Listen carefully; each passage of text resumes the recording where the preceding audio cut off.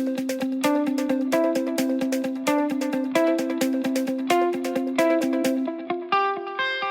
morning, and welcome to the award-winning Consumer Finance Monitor podcast, where we explore important new developments in the world of consumer financial services and what they mean for your business, your customers, and the industry. I'm your host, Alan Kaplinsky, the founder and former chair and now senior counsel of the Consumer Financial Services Group at the Ballard Spahr law firm.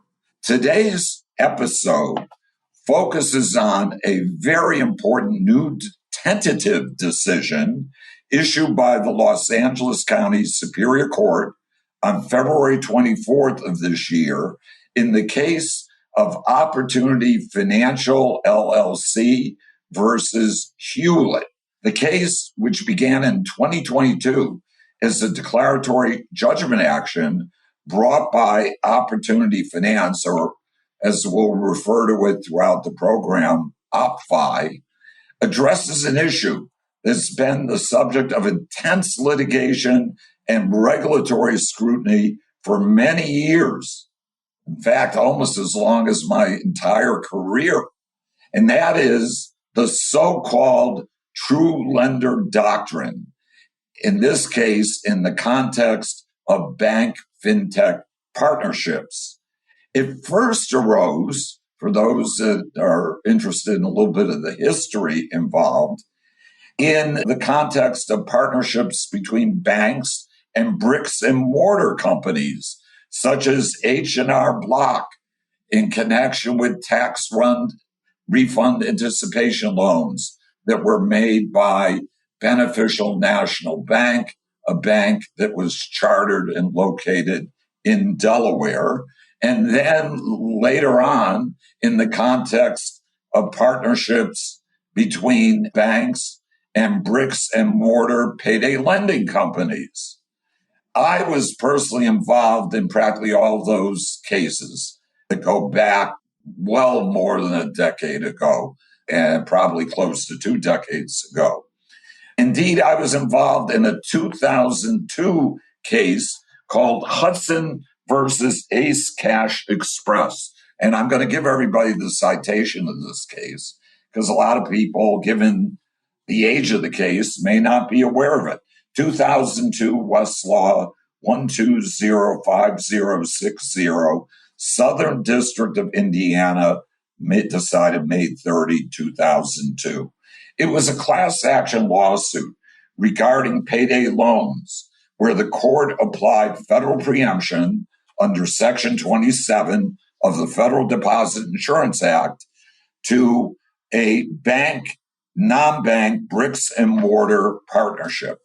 The court rejected arguments that a non-bank payday lender, a company called Ace Cash Express, was the true lender, affirming that these loans were made through Goleta National Bank in Santa Barbara, California, and were governed by federal banking law.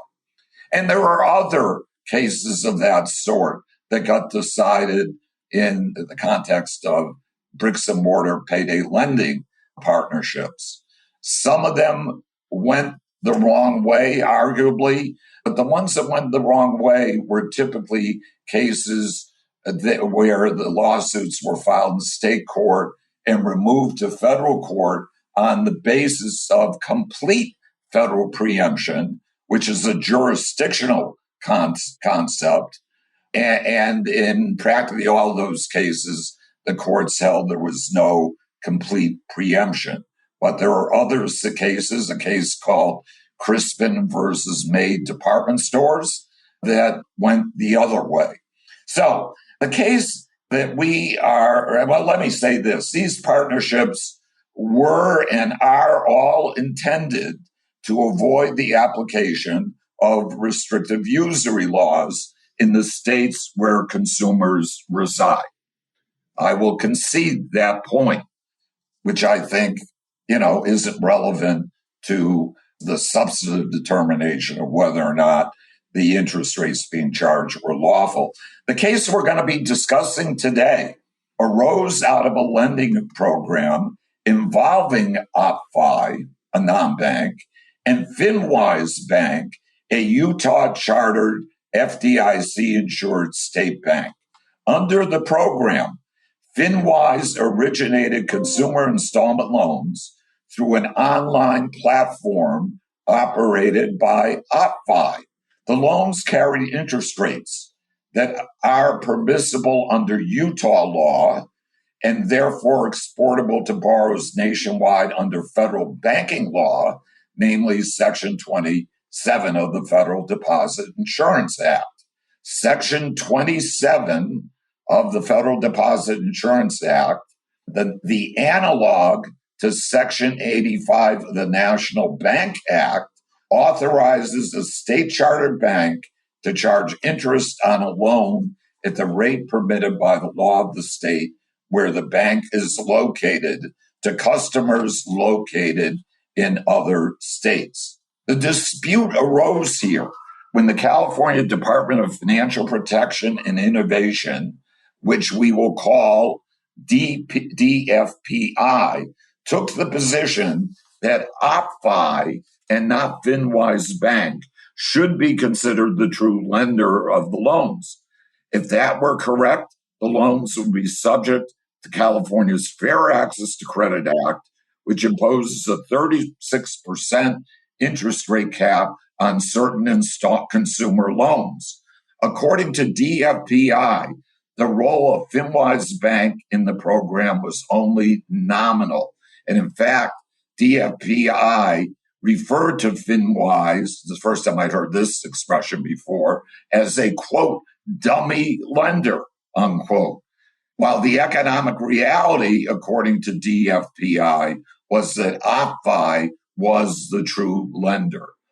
OppFi disagreed, of course, and was the first to bring a lawsuit. That is, they preempted any lawsuit that might have been brought by DFPI. They sought declaratory relief in Los Angeles State Court, California, that the loans were lawfully made by FinWise Bank and therefore not subject to California's interest rate cap. DFPI then filed a cross-complaint asserting that OppFi is the true lender and that it is in violation of the 36% interest rate ceiling in the California Fair Access to Credit Act. The litigation proceeded for several years in the Los Angeles Superior Court, and after some motion practice, preliminary practice at the beginning of the case, and after very extensive discovery, both sides moved for summary judgment. The central issue before the court was very straightforward, but extremely consequential. Who was the lender of these loans for purposes of the California usury law, the bank or the fintech platform? In a tentative decision, the court granted summary judgment in favor of OppFi, rejecting DFPI's true lender theory.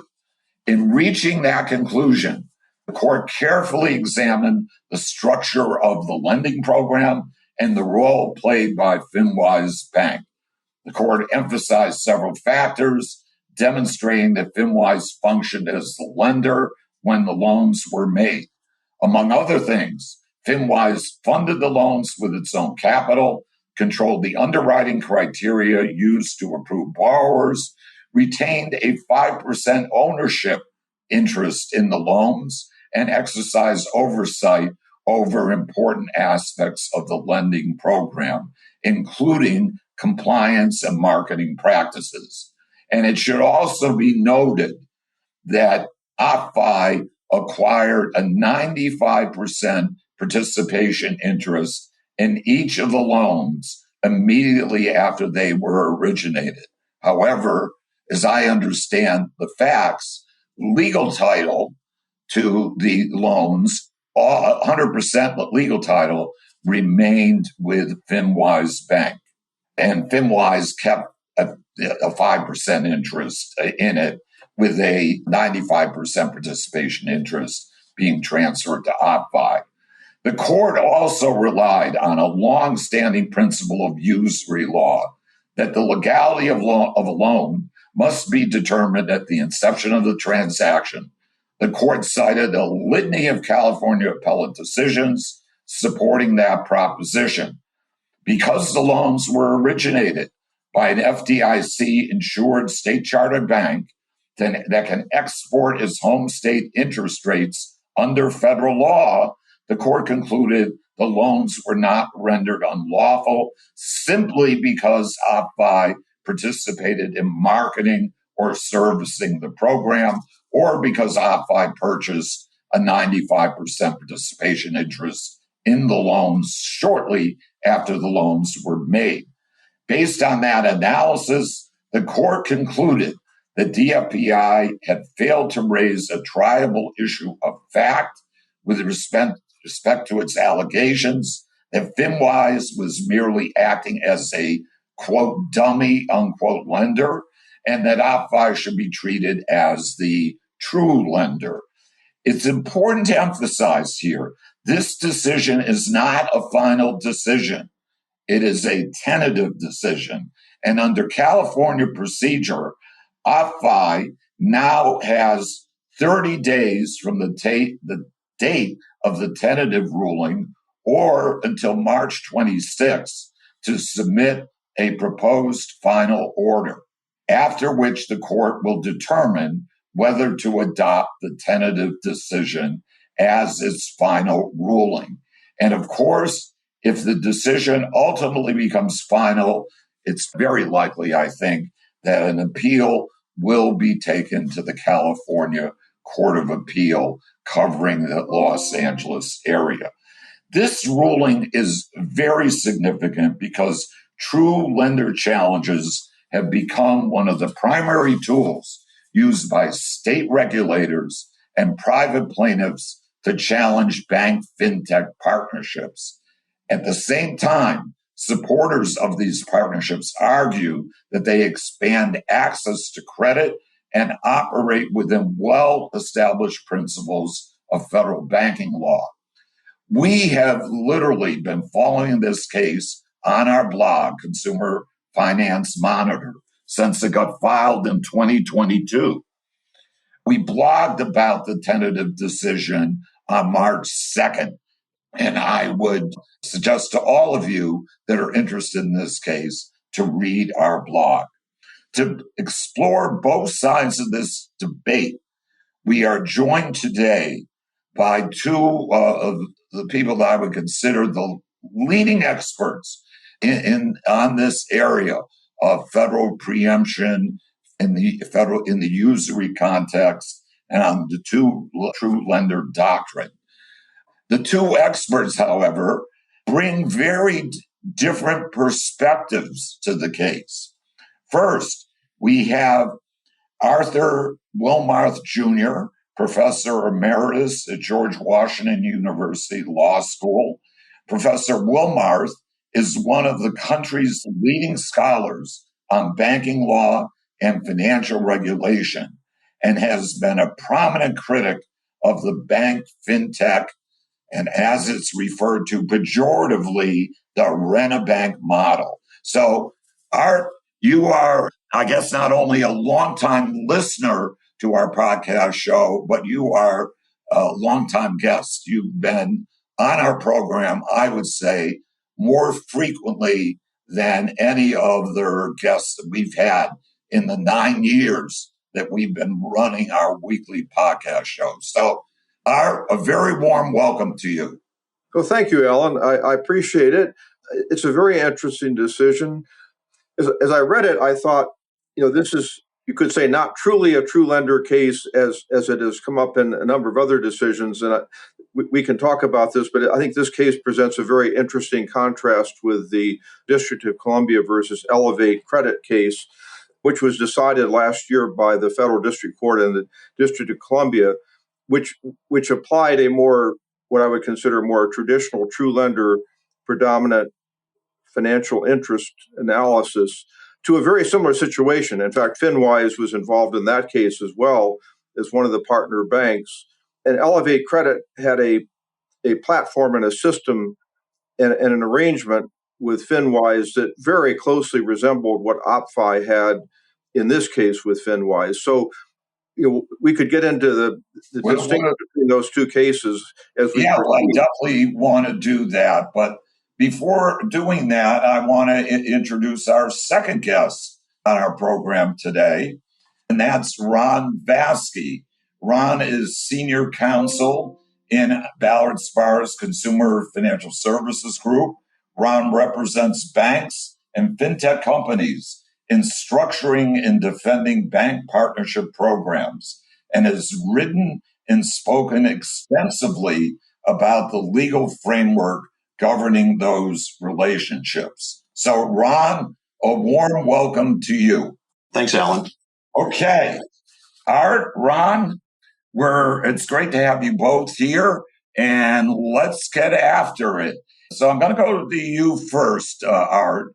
And I know you've given us a little of your reaction already to the court's tentative opinion, but what more can you tell us? I know you don't like the opinion and think it's wrong. Why do you think it's wrongly decided? Well, I would say first that, I'm not an expert in California law, and it's interesting that OppFi argued very strongly that California has never adopted the true lender doctrine, and that it was wrong for for DPFI to bring it into the mix.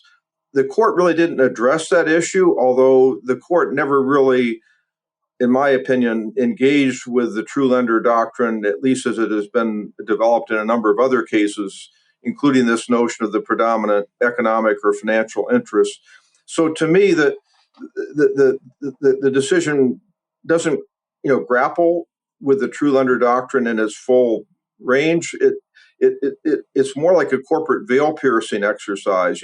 As you say, what the court said was, does this setup make it look as though that FinWise was simply a dummy, sham, subterfuge lender with no substance at all, no real reality, as if you had a corporate shell that you pierced because it had no real substance. And I think you're right that to the extent that the department made that characterization, I think they hurt themselves, because I think the true lender doctrine does not require a showing that the bank partner was simply a shell, a dummy, a conduit. Now, certainly there are cases where you can find that that the partner bank was no more than a conduit with no real economic interest at all. And I think that those are the strongest cases for, striking down the rent-a bank arrangement. But I think that the more interesting cases are ones like this one, where we can get into the details. This was clearly OppFi's system. They own the intellectual property. They set up the platform. They set up the parameters. They brought in the bank, in this case, FinWise, as Elevate did in the District of Columbia case. But the moving force in this arrangement was OppFi. Now, clearly, FinWise had a part to play, and we can get into that too. FinWise was not simply a dummy with no role at all, but OppFi was clearly the creator of this program and the creator of the parameters for the program. It's interesting. OppFi used to make loans directly in California at high rates until 2019, when California adopted this 36% cap for small loans. And then, of course, OppFi changed to the partner bank model because they realized they couldn't continue to make these loans. We should also say these loans are extremely high interest loans. These are with rates ranging from 100 to 200%. Now, OppFi claims that they're providing credit to people, but I think one question one has to grapple with in these cases is this really anything but destructive credit? I mean, it may be better than loan sharking, but is this, how many people can carry 100 to 200% credit interest on their credit and not default? The default rates on these loans are extremely high. But the court basically said it's not a dummy. FinWise does play a role. We can talk about the facts of that, and I agree. But I think that, to me, in this whole area, it's important to sort of ask the question, should we allow non-bank lenders like OppFi to evade state usury laws, which I think have long been understood to represent important state interests to protect the public, and it's up to the legislature to decide what the appropriate dividing line is. Should we allow non-bank lenders to evade that by entering into arrangements with banks where, in my opinion, the non-bank is holding the lion's share, the clear majority, indeed vast majority of the economic interest and the economic risk, and the bank is at most carrying only a small slice. As you say, I'll stop here. OppFi, within a couple, 3 days, purchased 95%, in some cases 98%, but at least 95% participation interest in all of these loans that FinWise made. FinWise was holding at most 5%. I mean, does that strike me as a significant enough economic interest to make FinWise a true lender? It doesn't. And interestingly, the District of Columbia Federal Court in Elevate said, although it wasn't a final decision, said, we think this raises very serious questions about whether, in fact, Elevate in that case was a true lender and not FinWise. Okay. Ron, I see you're chafing at the bit to respond to what Art had to say. So the floor is yours, Ron. Sure. What do you think? Well, first of all, I think with respect to this opinion, I wasn't surprised by the outcome. I think, OppFi and the CFP or CDFI have been in litigation on this issue before. OppFi has beaten them at every turn. So this wasn't really a surprise that this case came out the way it did. I think the issue of whether or not these loans are good for public purposes, for people to have these loans, that's really a question that's beyond the scope of this case. That's a determination for Congress. Congress made the determination that banks can charge interest at the rate that is allowed in their home state and export that rate to borrowers in other states. If we believe that loans made at those rates is a bad public policy, then that's for Congress to decide, not for the California court to decide. Second, I think, what's impactful about this case, or what's meaningful to me, is that the court actually did entertain this idea of the predominant economic interest and evaluated the substance of what they call the substance of the transaction based on those economic principles, on the fact that that FinWise retained a 5% stake in the loan, and that FinWise had some economic interest in the loan, where really all of these courts that are proponents of the predominant economic interest theory, they're not recharacterizing the substance of the transaction like you would if you determine is a lease a disguised secured transaction, for example. They're recharacterizing who are the parties to the transaction. And I don't think there's any other situation in the law where courts recharacterize who the parties are to a transaction. In fact, the form of the transaction as to the parties is substantive. So, the court placed a lot of weight on the fact that FinWise funded the loans. And I guess that ties in sort of a good segue to what Ron said, that the form of the transaction actually matters. It said it also controlled the underwriting and retained some ownership interest. It's not like it didn't have any interest at all. Why don't those factors, why aren't they sufficient in and of itself to determine that the lender here is actually FinWise Bank? And I guess the other thing I should add, the truth in lending disclosures are given by FinWise Bank, not by OppFi. So under the Truth in Lending Act, FinWise is definitely considered the creditor, not OppFi.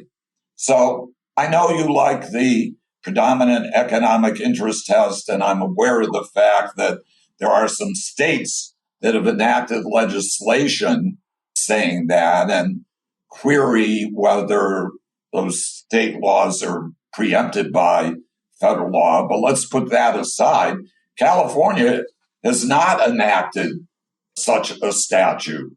And so, why are you putting all in this case? Why are you saying that the determining factor is that FinWise only ended up with 5% of the economic interest? I take it you would have been fine if it were 51%. Oh, absolutely. That'd be no question, right? So I'm not sure that the interest held by FinWise has to be 51, but I think 5 strikes me as simply, it's a fig leaf. And so let's look at how this was structured. I mean, and the same, as I say, it's interesting to look at the Elevate case in District of Columbia, which is a nice contrast because it's the same kind of program. So OppFi or Elevate set up the program. They have all the intellectual property rights. They set all the parameters of the program. They basically run the program. When people apply for loans at FinWise, they are immediately sent to the OppFi or Elevate program, and the software runs the program. Now, I agree, the bank, has a veto right. In other words, it is true that the bank could knock out loans that were run through the OppFi software and essentially approved by OppFi. But my clear understanding is that's a very rare event, that very few loans are rejected. The servicing is mainly on the OppFi side. Yes, FinWise has some supervisory rights, but in other words, FinWise is playing a very limited role. And then the funding, I thought the funding was, to me, the most, I would almost say, disingenuous in the opinion. So the court says, FinWise funds the loans, which is true, except that they know that OppFi is contractually guaranteed to buy at least a 95% participation interest within about 3 days after the loan is made. And FinWise sets up these offshore Cayman Islands SPVs to do that in the same way that was done in the Elevate case. So, in other words, it's sort of like saying, okay, we fund the loan, but 3 days later, we get a 95% participation back, which helps us fund the next loan. In other words, to say that the purchase of the participation interest has no role in funding the next loan, to me, is like ignoring the fungibility of money. The money is coming in, and then it goes out again. But let me ask you this, Art. Maybe I'm mistaken, but I don't remember reading anything in the opinion about OppFi setting up some kind of reserve account. They did have a reserve, yes. Did that 100% secure the obligation? FinWise says there wasn't always enough money in that reserve account to always fund the next loan. But, I mean, it's clear to me on a rolling basis that FinWise wouldn't have stayed in the program if they weren't getting 95% of the loans sold.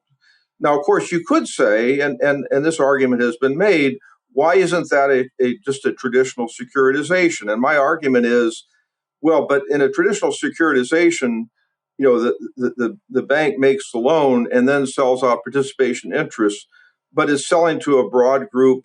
It isn't the same person over and over and over again agreeing to buy the loan. I mean, this is not a traditional securitization in my case. Would you have felt differently, Art, if instead of selling a 95% participation to OppFi, if there were some third party involved, let's say even an entity unaffiliated with OppFi who was obligated to buy the loans, would that have made a difference to you? I mean, I think at least you would then say, to me, the predominant economic or financial interest test is really based on who bears the lion's share of the risk with these loans. And I think you're right. If a third party is buying them and the third party is not an affiliate of OppFi, then to me, OppFi is not bearing the risk of these loans. And that would be a totally different question. But in this case, OppFi is bearing at least 95% of the risk of the loans. And I think that as I say, FinWise had some residual rights to either reject loans. For example, also OppFi could not change the terms of the marketing or the terms of the applications without getting FinWise's approval. So that is more than sham. But I would disagree with Ron to the extent that, you see, to me, if you look at Section 85 and Section 27, what Congress said is a national bank may export, interest rates based upon the state where it's located. An FDIC-insured bank can export interest rates. But it did not say that the bank, in a sense, could serve as a front for a non-bank in doing so. In other words, to me, if you want that ability to export, you have to be chartered as a bank. You have to accept regulation as a bank.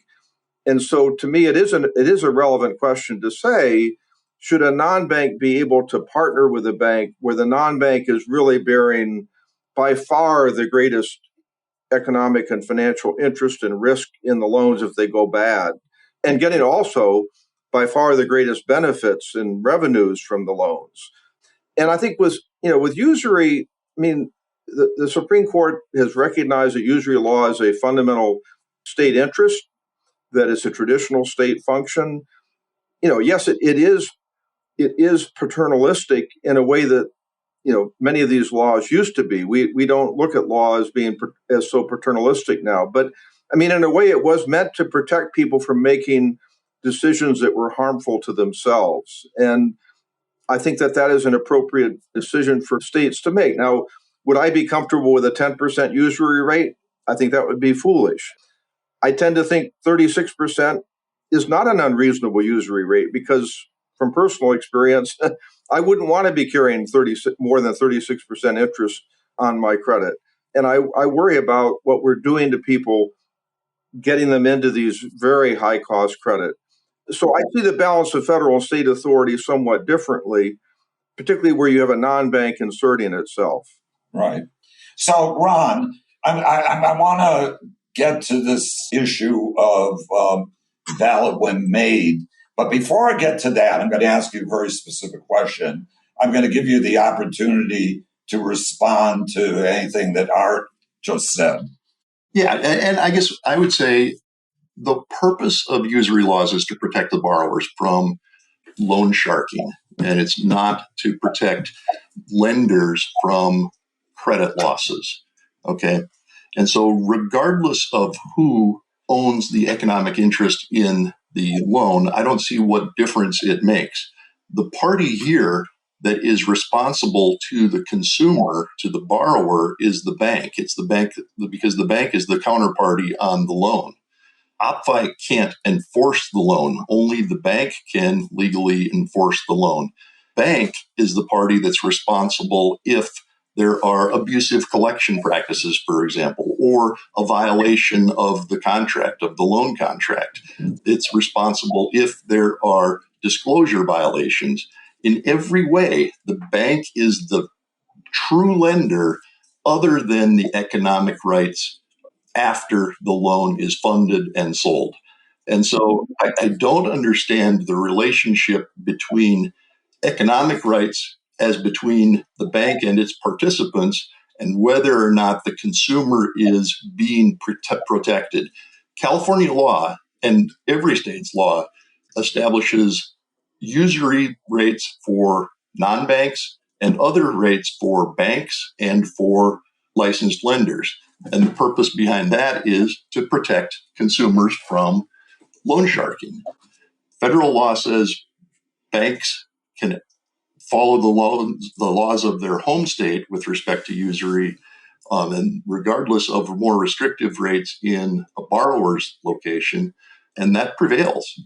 And the consumer is protected because the bank is regulated. If there are violations of law, the bank's capital is on the line. It's the bank that can be sued for those violations and not OppFi. Right. So, all right. Let me now ask you, and then, Art, I'll give you an opportunity to respond on this issue as well.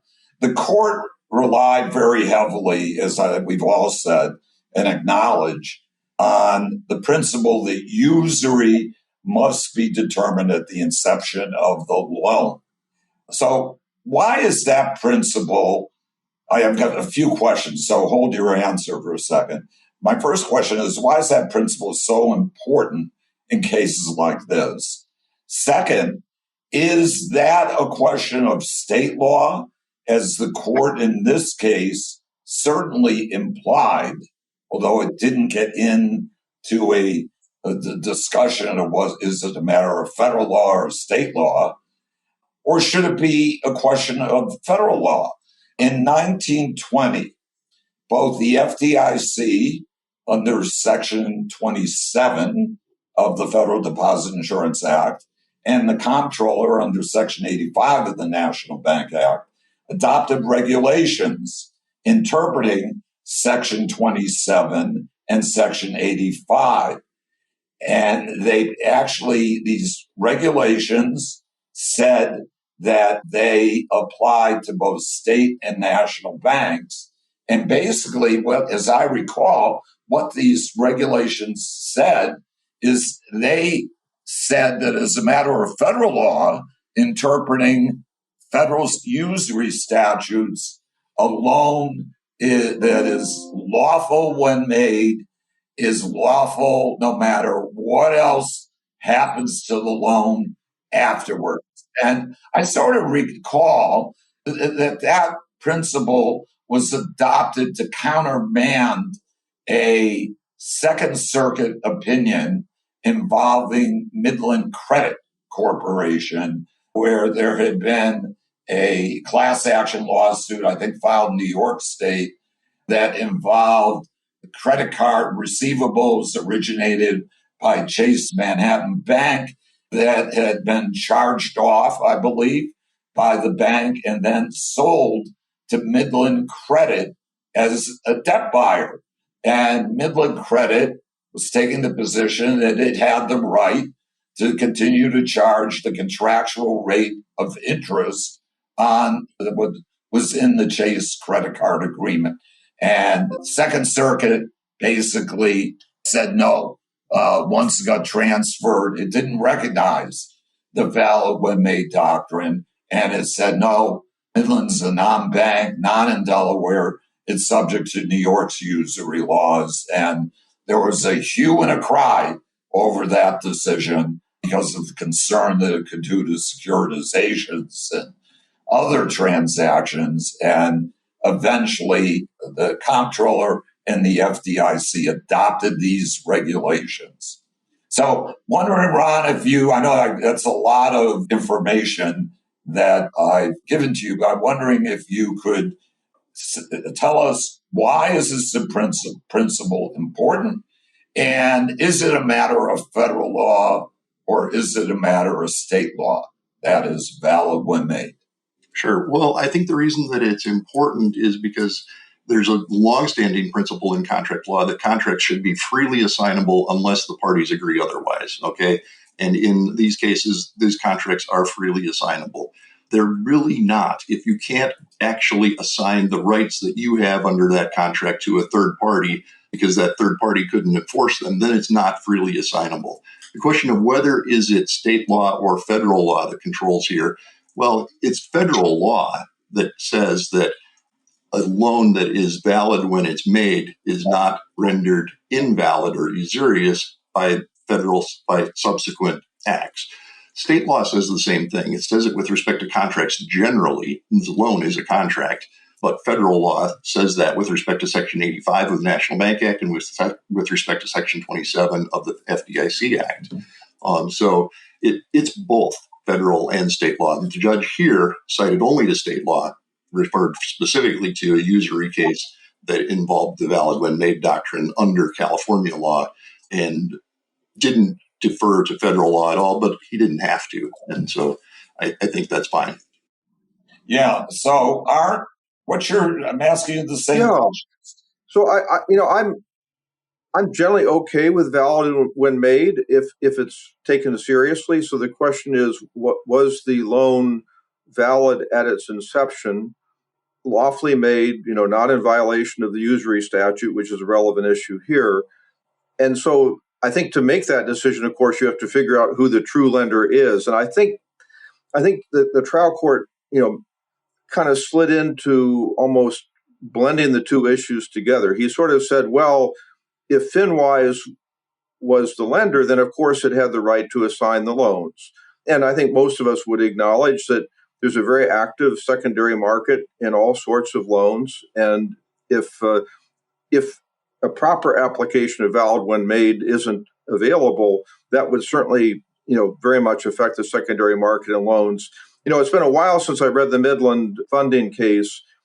I recall that there was something strange about the way in which the loans were transferred that I think didn't look like a conventional assignment, but I'd have to go back and look at it. But in any case, you're right that the OCC and the FDIC both adopted valid when made rules, which of course had a lot more impact before Chevron was ended.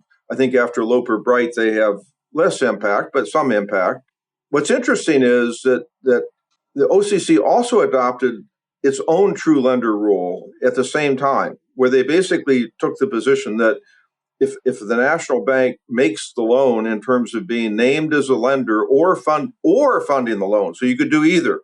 If you're named as a lender or you fund the loan, you're the lender, full stop, period, and there's no doubt about it.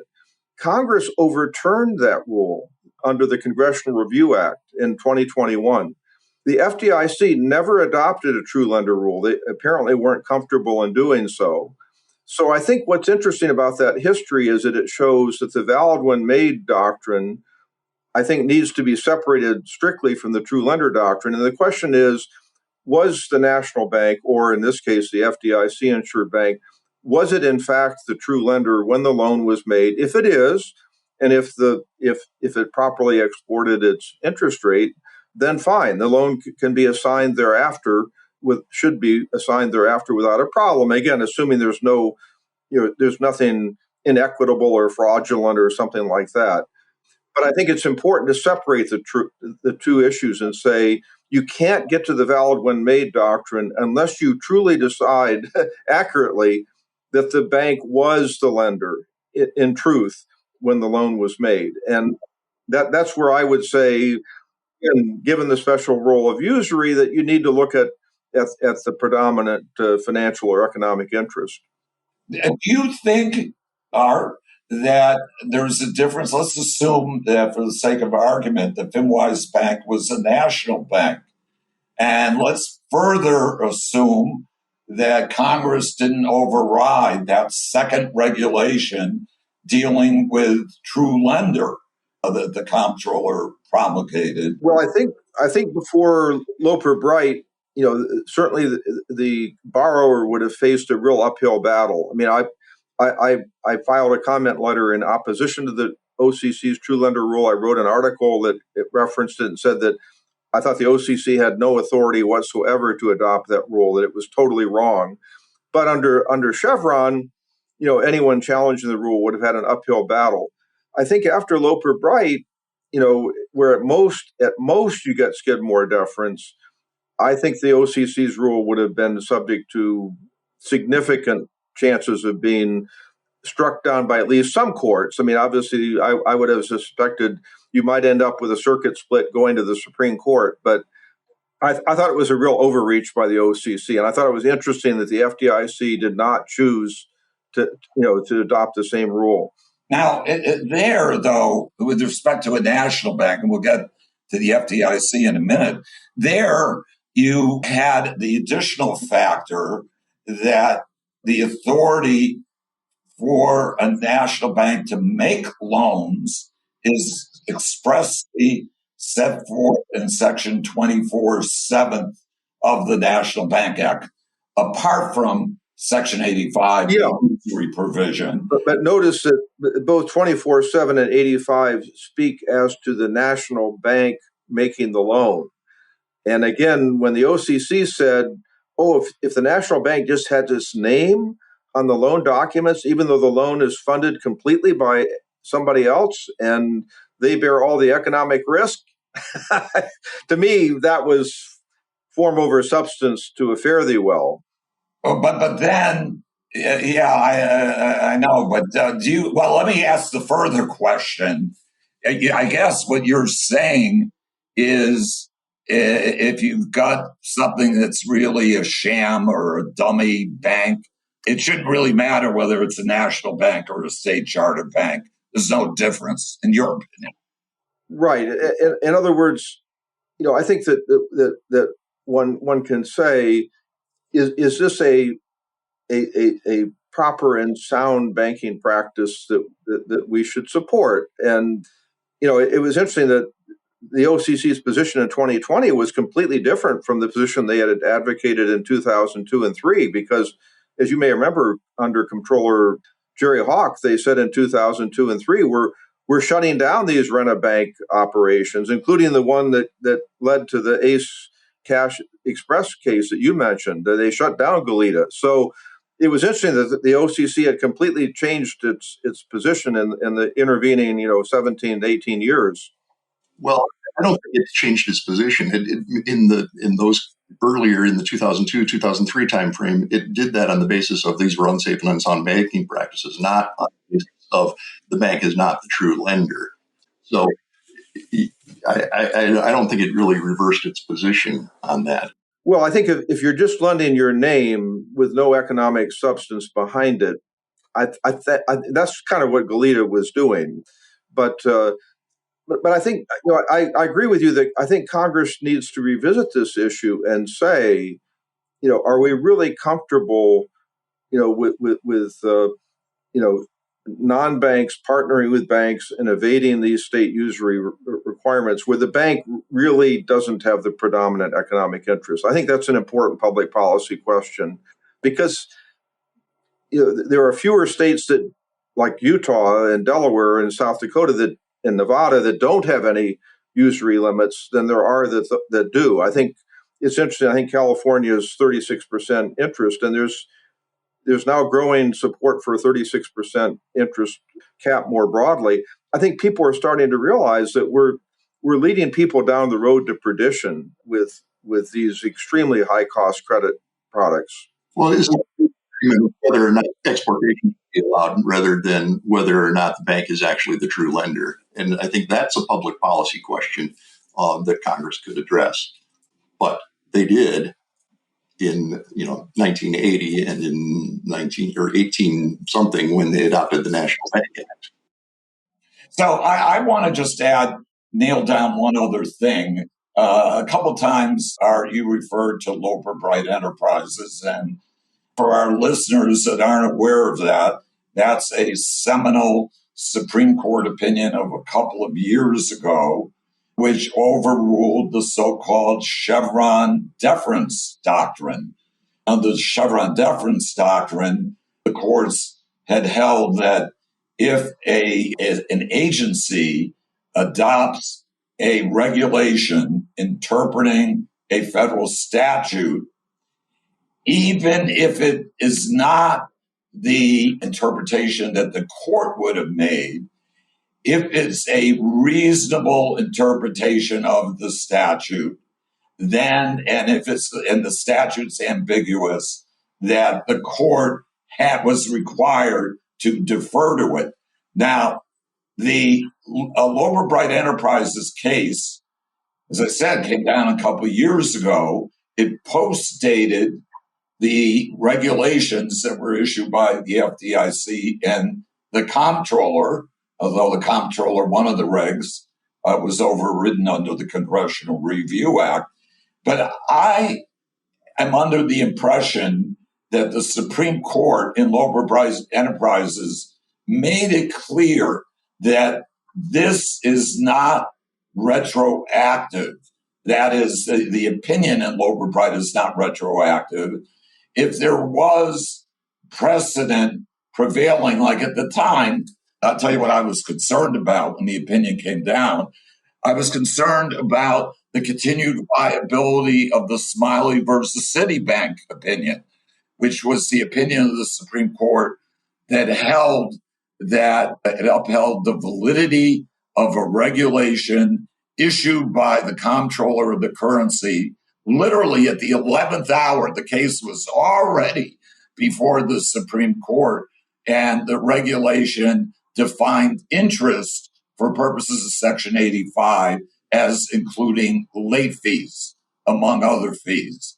And the court relied on the Chevron doctrine and basically said that Citibank was correct, that late fees were interest and they could be exported from South Dakota into other states where their cardholders resided. In this case, don't you think that regulations that are on the books, or even a Supreme Court opinion, it's already decided, the court didn't talk about the Smiley case, but I recall in the opinion it said something like, we're not going to make this retroactive because there are reliance interests that are important here. So is Loper Bright really going to have any impact? I think it will, because I think I would read it in connection with Corner Post too, which Corner Post is a pretty important case, which says that you can challenge a regulation that was issued long ago if you first become subject to it. And so what I would read Loper Bright and Corner Post is telling me is that, yes, we're not going to go back and reverse Smiley or any other established decisions that were based upon prior regulations, and we're probably not going to go back and unwind any prior transactions either. But let's say that for some reason the California case gets up to a California District Court, Ninth Circuit, whatever, and the OCC tried to bring in a regulation. I think they would. Let's say they would bring in the valid when made regulation. I think the court would say, going forward, we would test this regulation under Loper Bright and not Chevron. Okay, we're not going to go back and unwind past transactions, but it's almost like it'd be like a grandfather date concept. Yeah, I get your point.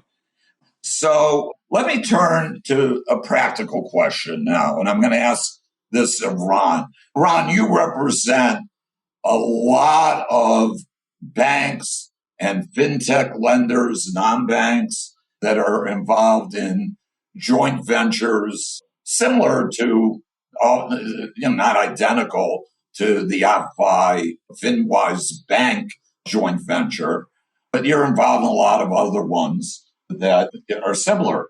Do you think, assuming that this tentative opinion becomes final, which I think is a pretty good, in my view, it's very unlikely the judge is going to upset the apple cart here. If anything, the judge will write a stronger opinion because he's asked to submit by March 24th, I think it is, or maybe it's the 28th, March 24th, a sort of draft opinion that might be considered as a final opinion. So how important is this case? Assuming it's finalized, it's not an appellate opinion, but is it something that you would derive comfort from at this point? I would derive some comfort in California, although I think it's likely that another judge in another court would go the other way. And so it doesn't really have precedential effect or impact because it's not an appellate opinion. So I don't know that I get a lot of benefit from that. In terms of, is it persuasive in other states? Maybe. I think it's not persuasive in any state that has statutorily adopted the predominant economic interest test, because the legislature has said that's the test to apply, not. Well, unless that test is preempted by federal law. Yeah, but here the judge isn't evaluating whether a predominant economic interest statute is valid. The judge here is just, in the absence of any such statute, the judge is looking at whether or not the bank was the true lender based on other factors. If the legislature had said, you can't look at those other factors, you have to look at these factors, predominant economic interest, very well probably would have gone the other way. Yeah, okay. And I know I don't even have to ask you that question, Art, because I know you will say if you were engaged to do or asked by a client of yours, is this a template Can we rely upon it? Actually get a copy of the agreement between FinWise and OppFi, which probably is a matter of record because they had discovery, and we just follow that. Are we safe? I don't want to put words in your mouth, Art, but am I right? I think that certainly it's going to be a contested area going forward. I think, looking at the Elevate case in District of Columbia, there's a case called Wheels Financial Group versus Stolfi in Oregon. I think that this is an issue that's going to get increasing salience. And, whether I don't know that a bank would have to go to a 51%, but I think, if you're not somewhere in the range of at least 25%, I think these issues are not going away. I take Ron's point that obviously the bank takes some additional compliance risks, but I think it's also pretty clear that these arrangements are driven entirely by usury. In other words, usury that's the driving factor, and so I think the courts are becoming increasingly cognizant of that. Right. Okay. Well, I think we've come to the end of the line, and let me see if I can give our listeners, as I often like to, some takeaways from the discussion today. First of all, even though this is a tentative decision in OppFi v. Hewlett, it represents, I think, an important development in the continuing debate over the legality of bank fintech lending partnerships in terms of what interest rates can be charged. Second, the court's analysis focused heavily on traditional indicia of lending authority, including who funds the loan, who controls underwriting, and who owns the loans at origination. It does not adopt the predominant economic interest test, principally because there is no California statute that includes that within the California body of jurisprudence. Third, the decision highlights a broader policy debate. Supporters argue that bank partnerships expand access to credit and are consistent with longstanding federal banking law and also with longstanding state law with respect to valid when made. Critics contend these arrangements can undermine state consumer protection laws and interest rate caps, and in some instances, the interest rates, at least by consumer advocates, are considered to be untenable or exorbitant. And finally, it's very important to remember the court's ruling is currently tentative. OppFi has 30 days to submit a proposed final order. They unquestionably are going to do that.